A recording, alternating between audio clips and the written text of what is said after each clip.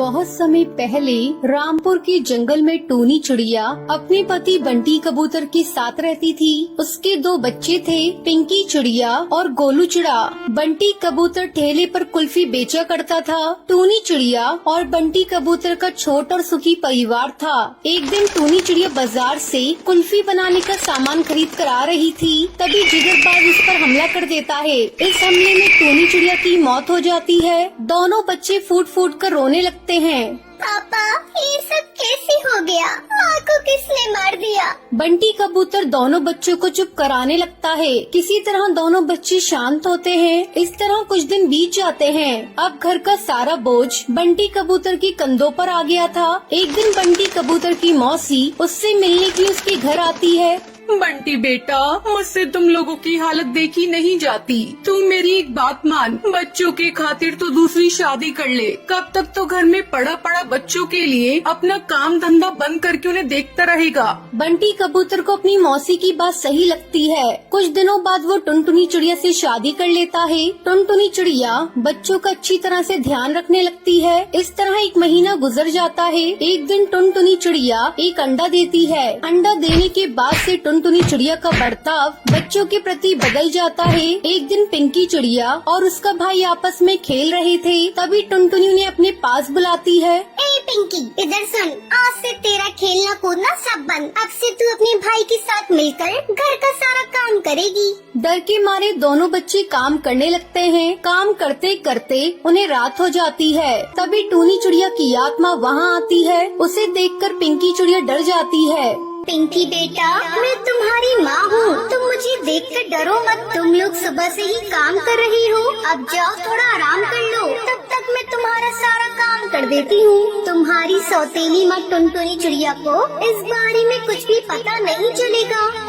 दोनों बच्चे आराम करने लगते हैं और भूतिया टूनी चिड़िया की आत्मा घर का सारा काम कर देती है। एक दिन जब दोनों बच्चे सो रहे थे, तब टुनटुनी चिड़िया बंटी कबूतर को ले जाती है और उससे कहती है, तुम देख रही हो ना जी, तुम्हारे दोनों बच्चे कितने आराम से सो रही हैं। मैं दिन भर काम करती हूँ, लेकिन इन्हें तो जरा भी परवाह नहीं। अब मुझसे इनके नखरे सहन नहीं होते, तो मैंने ले जाकर कहीं दूर छोड़ दो। कुछ ही दिनों में मेरा बच्चा भी अंडे से बाहर आ जाएगा। मैं नहीं चाहती कि मेरा बच्चा इनके साथ रहकर निकम्मा बन जाए। और अगर तुमने इन दोनों बच्चों को ले जाकर कहीं दूर नहीं छोड़ा, तो मैं तुम्हें छोड़कर अपने मायके चली जाऊंगी। फिर अपना काम धंधा बंद करके अपने बच्चों को संभालते रहना। टुनटुनी, तुम जैसा कहती हो मैं वैसा ही करूँगा, लेकिन तुम मुझे छोड़कर अपने मायके मत जाना। बंटी कबूतर अपने दोनों बच्चों को ले जाकर जंगल के बाहर छोड़ देता है। दोनों बच्चे भूख से बेहाल इधर उधर भटक रहे थे। अचानक उन्हें एक पहचानी सी आवाज सुनाई देती है। कुल्फी ले लो कुल्फी, ठंडी ठंडी कुल्फी, मजेदार कुल्फी। पिंकी, वो देख, अपनी माँ कुल्फी बेच रही है। दोनों बच्चे उस कुल्फी वाली भूतिया चिड़िया की आत्मा के पास जाते हैं। माँ, हमें बहुत भूख लगी है, हमें भी कुल्फी खानी है। भूतिया टूनी चिड़िया की आत्मा दोनों बच्चों को कुल्फी देती है। ये लो बच्चों, कुल्फी, तुम लोग जी भर के खाओ। अब तुम्हें चिंता करने की जरूरत नहीं, मैं तुम्हारी देखभाल करूँगी। भूतिया टूनी चिड़िया की आत्मा दोनों बच्चों के लिए घोंसला बनाती है। बच्चों, आज से तुम दोनों इसी घोंसले में मेरे साथ रहोगे। मैं तुम दोनों को बहुत प्यार दूंगी। उस दिन के बाद से भूतिया टूनी चिड़िया की आत्मा कुल्फी बेचकर उन दोनों बच्चों की देखभाल करने लगती है। इस तरह दोनों बच्चे खुशी खुशी इस भूतिया टूनी चिड़िया माँ के साथ अपनी जिंदगी बिताने लगते हैं। बंटी का ट्रांसफर सुंदरवन जंगल में हो गया था। वो अपनी पत्नी और बच्चों के साथ अपने नए घोंसले में शिफ्ट हो रहा था। ये जगह कितनी सुंदर है ना माँ, दूर तक पहाड़ और जंगल। ऐसा लगता है कि हम किसी टूरिस्ट प्लेस पर आ गए हैं। कहीं अकेले घूमने मत चली जाइयो, समझी? भूत पकड़ के ले जाएंगे। तुझे पता है ना ये घर कितना पुराना है। तुम दोनों ने फिर से लड़ना शुरू कर दिया। कल तुम लोग अपने नए स्कूल में जाओगे, उसकी तैयारी करो। टुनटुनी को ज्यादा घर का काम करने की आदत नहीं थी। काश मुझे यहाँ कोई काम वाली मिल जाती। मैं अकेले काम करते करते पागल हो जाऊंगी। टुनटुनी को किसी के दरवाजे खटखटाने की आवाज आती है। टुनटुनी दरवाजा खोलती है तो बाहर एक चिड़िया खड़ी थी। उसका चेहरा बहुत ही भयानक था। मेरा नाम टूनी है। क्या आपको इधर किसी काम वाली की जरूरत है?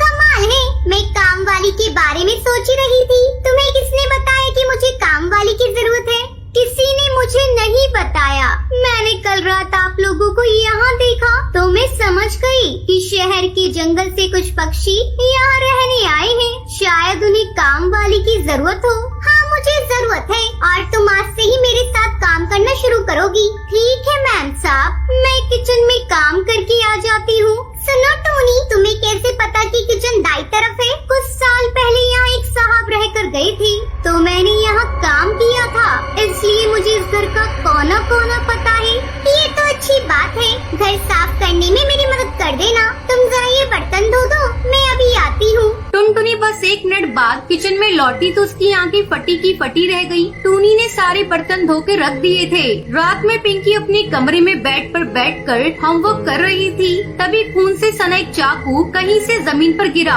पिंकी बेड से उतरकर बेड के नीचे देखती है, बेड के नीचे टूनी चिड़िया की लाश पड़ी हुई थी। पिंकी की चीख सुनकर बंटी और टुनटुनी पिंकी के कमरे की तरफ दौड़े। क्या हुआ पिंकी चिड़िया? मेरे बेड के नीचे किसी की लाश पड़ी हुई है। बंटी और टुनटुनी बेड के नीचे देखते हैं। यहाँ तो कुछ भी नहीं है पिंकी, लगता है नई जगह होने की वजह से तुम डर गई हो। चलो हमारे साथ सो जाओ। एक दिन गोलू स्कूल से लौटा तो घर पर टूनी के अलावा कोई नहीं था। आंटी जी, मुझे बहुत भूख लग रही है, मेरे लिए एक ऑमलेट बना दो ना प्लीज। ठीक है, तुम अपने कमरे में जाओ, मैं लेकर आती हूँ। गोलू देखता है कि बिना सर की टूनी चिड़िया अपना भयानक खून से सना सर प्लेट में रखकर कमरे की तरफ आ रही है। कुछ देर बाद टुनटुनी बाजार से घर लौटी। गोलू बेटा कहाँ हो? जल्दी बाहर आओ, चलो शॉपिंग करने चलते हैं। जब गोलू टुनटुनी को कोई जवाब नहीं देता, वो उसके कमरे में जाती है तो देखती है गोलू जमीन पर पड़ा है और उसके सर से खून निकल रहा है। वो तुरंत हवाई मोटर से गोलू को अस्पताल लेकर जाती है। डॉक्टर गोलू का ट्रीटमेंट करते हैं। ये सब क्या हो रहा है? उधर बंटी ड्यूटी से घर वापस लौटा तो भूतिया टूनी चिड़िया की आत्मा अपने असली रूप में घर पर थी। अरे टूनी, तुम्हारी मालकिन और बच्चे कहाँ हैं? साहब जी, मालकिन तो गोलू को लेकर अस्पताल गई है। इस घर में आपकी और मेरे अलावा कोई और नहीं है। अब आपको मुझसे कौन बचाएगा साहब जी? आज का शिकार आप है मेरे। मैं आपको नहीं छोड़ूंगी, मार दूंगी।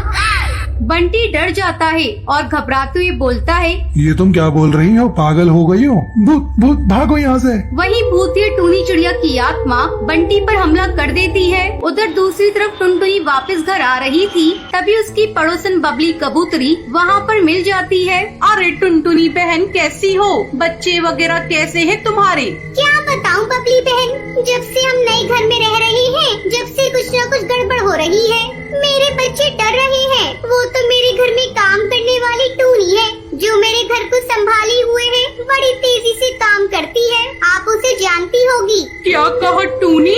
लेकिन टूनी तो 20 साल पहले मर चुकी है। 20 साल पहले एक साहब इस घर में रहते थे। उनकी अपनी बीवी से आए दिन लड़ाई होती थी। टूनी उन साहब के यहाँ काम करती थी। टूनी को साहब से प्रेम हो गया। शायद वो साहब भी टूनी से प्रेम करता था। जब ये बात साहब की बीवी को पता लगी तो बीवी ने एक दिन टूनी की हत्या कर दी। टूनी गरीब थी, इसलिए उसकी तरफ से किसी ने आवाज नहीं उठाई। उसकी आत्मा आज भी इस घर में भटकती है जिसमें तुम रह रही हो। टुनटुनी तेजी से अपनी घर की तरफ जाती है, तभी बंटी घायल होकर लड़खड़ाता हुआ वहाँ पर आता है। टुनटुनी और बंटी अपने बच्चों को लेकर उस घर से दूर चले जाते हैं। जाने से पहले वो दरवाजे पे एक पोस्टर लगा जाते हैं। पोस्टर पर लिखा है, इस घर में भूतिया टूनी चिड़िया की आत्मा रहती है, कृपया इस घर में प्रवेश न करें।